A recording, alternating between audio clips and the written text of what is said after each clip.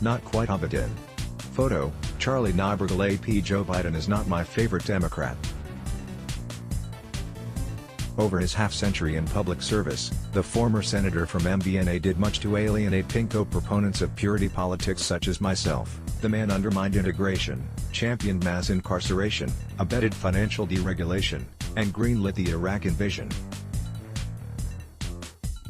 Now, whenever millennials call attention to the ways his policies have hurt our generation, Uncle Joe tells us to quit complaining, and that nothing fundamental is ever changing. And yet, until recently, I could see why so many Democratic primary voters were abiding Biden.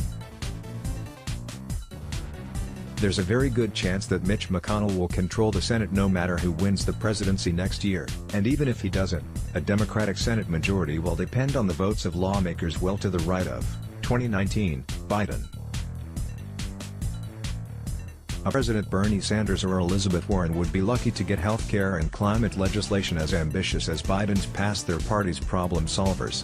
Granted, whether the next Democratic president is a socialist or a centrist will definitely have stakes for regulatory and foreign policy, but the stakes of whether Donald Trump gets evicted from the Oval Office are still higher.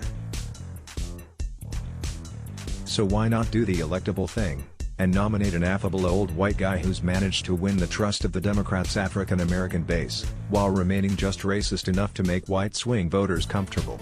After all, no other Democrat performs nearly as well against Trump in the polls, and the larger the Democratic standard-bearer's margin of victory in 2020, the more likely the party will be to retake the upper chamber next year, and thus, to actually govern come 2021. But Joe Biden is not an insurance policy or onion character. He's a 76-year-old human being with a rapidly metastasizing case of foot and mouth disease. On Thursday, the Democratic frontrunner implored his supporters to choose truth over facts, referred to former British Prime Minister Theresa May as Margaret Thatcher, again, and then did this: Joe Biden slip up in Iowa tonight. Poor kids are just as bright and just as talented as white kids. Yikes, have fun mitigating that one. pic.twitter.com/m2vxcvnfhf, Andrew Clark, @Andrew Clark, August 9, 2019. Now, there's nothing all that unusual about a candidate flubbing one word in a speech. One could plausibly read Biden's absent-minded equation of poor kids with black kids as a Freudian slip, but it's also possible that the former vice president was supposed to say poor kids are just as bright as wealthy kids, black kids are just as bright as white kids, etc., and got the lines tangled for wholly innocent reasons. If this were the only cringe-inducing gaffe of Biden's campaign, it'd be scarcely worth a mention, but it was just one in a series of cringe-inducing gaffes. Biden kept it up on Saturday, saying that as VP he received a visit from survivors of the Parkland shooting, which happened in 2018, and the VP's first two debate performances featured roughly as many senior moments as they did ham-fisted appeals to Obama nostalgia. In Miami, Biden said he was running for president to help America's poor and hard-working middle-class people, and you can't do that without replacing them with the dignity they once had. In Detroit, he ended his closing statement by inviting Americans who shared his vision for the country to go to his first name and then 5 random numbers. Thus far, Biden's Democratic rivals have been too polite to make an issue of the candidate's increasingly conspicuous senescence. But some of his allies have been more forward. In interviews with the New York Times last month, some of Mr. Biden's own donors evinced significant unease about Mr. Biden's ability to be a reliably crisp and effective messenger against Mr. Trump. Meanwhile, the Trump campaign has already demonstrated that it can and will work to disqualify Biden, one gaffe at a time. The most widely shared clip of Biden's poor kids slip-up on progressive Twitter Thursday night was packaged by the president's official rapid response director.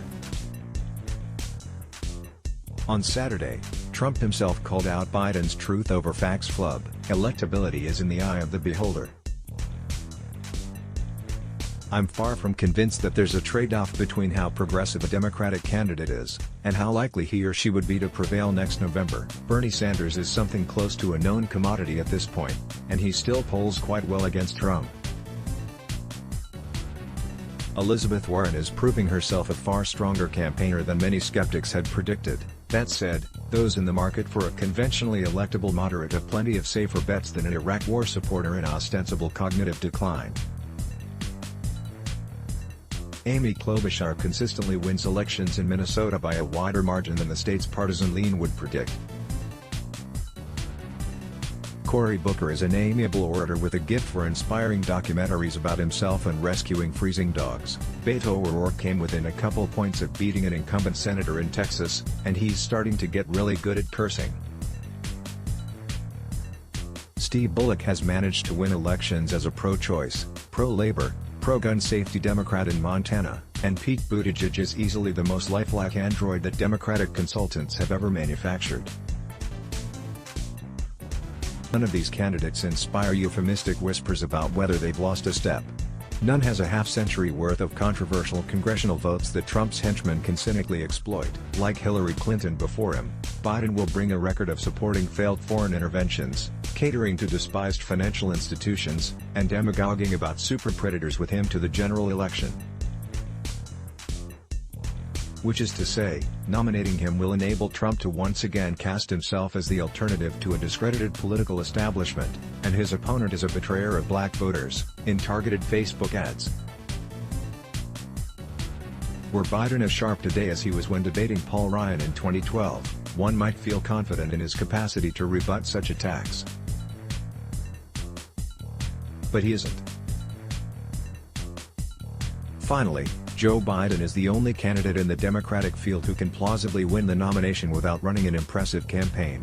Definition: an unelectable nominee is one whose core assets are more valuable in a primary than they are in a general election.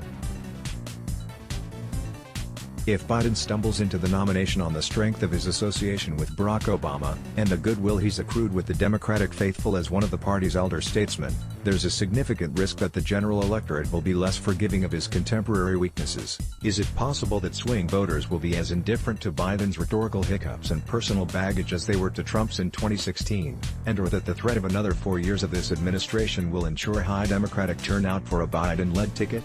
Sure. I can't say with certainty that those polls showing Biden trouncing Trump are wrong, though I can say that such surveys aren't typically predicted this far out. And I can't say that swing voters definitely don't find Uncle Joe's familiarity as comforting as the Democratic base does.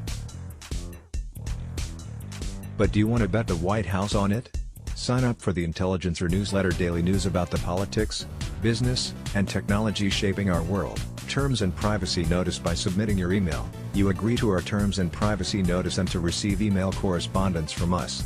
Let's block ads.